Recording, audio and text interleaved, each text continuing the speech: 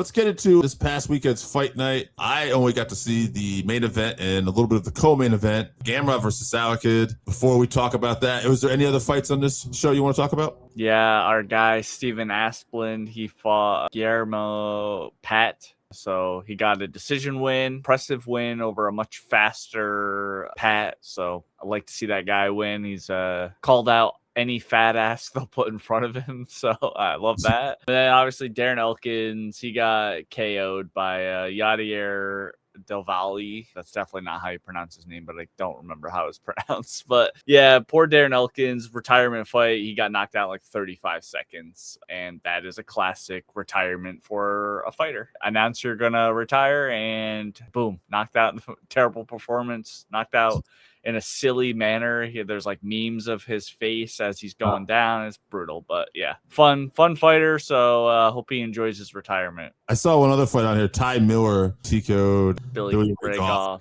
Performance tonight for that too. So yeah, I mean, he looked really impressive. You know, Billy Ray Goff is from our neighborhood here. He actually works at the same company that my wife works at. But so I was rooting for him. Unfortunately, it was just too. Ty Miller is a real prospect, just too much for him. Yeah, he got knocked out like 15 seconds into the third round. That his team probably shouldn't even have sent him out for the third round, but he might have been fighting for his job, unfortunately, there. So I could kind of see why they sent him out and said, well, have a go. But I don't know if we're going to be seeing him in the UFC anymore. I mean, it's hard to say. I mean, if you're tied to Avasa, you can be on a 7-fight losing streak and still get fights. I know that's heavyweight, but come on. And Ty's also a very fun character, you know. So. In a market that they like to go to. Yeah. Yes. Let's get to this co-main event and main event. Diego Ferreira versus Billy Quarantillo. You know, Billy came out strong, I thought, pressed the action. But Diego, I noticed some great counter punches in round one.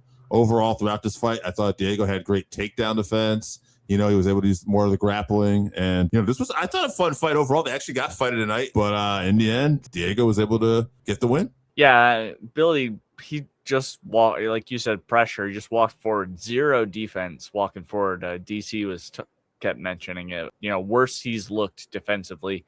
This was him up a weight class to lightweight. His cardio looked great though, because that's what he was really just trying to wear Diego down. And he did tire him out, but not enough to capitalize on. So yeah, Ferreira still looking good at 42 years old is insane. So congrats to him. Yeah, and I think I did come up with a couple opponents potentially. I think for Diego, he's been around for a while. I like to see him fight somebody like King Green or maybe even a Jim Miller if Jim's around. That's who he called out afterwards.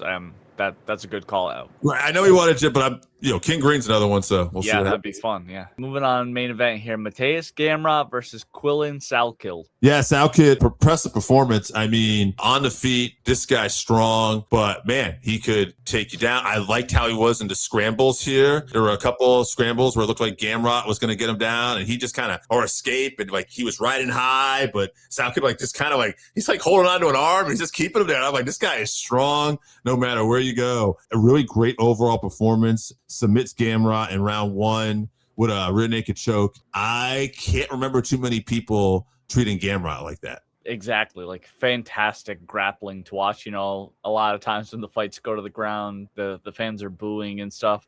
That was not the case here. This was very exciting. Super impressed with Quillan. We've seen him on the feet look fantastic, knocking dudes out in, spectacular ways. But this was a real test because Gamrot is a super tough guy. So this makes Quillan a top contender for sure. I could see him becoming champ in the not too distant future. It's funny. I was looking for this guy. I was kind of curious because he has so much potential and that's such a big win jumping right top 5. I was looking at potential opponents and some place to mention maybe the loser of Mauricio Ruffi and Armin Sarukian could be one. BSD is another one. But I also want to say, I mean, this kid's a potential star. It might not be a bad idea if you gave him somebody like a Max Holloway or a Patty Pimblett. Mm-hmm. Charles is a dangerous fight, but whatever. They're all dangerous fights at this point. And this kid's a star. Why not potentially put him in there with a big name as well? I just think that he's got a lot of potential. Big upside here. Yeah, a lot of options. Yeah, I agree 100%. Yeah, those are all dangerous fights because the division is so great, but that's where he's at now. He's proven he's ready for those challenges. So let's see him.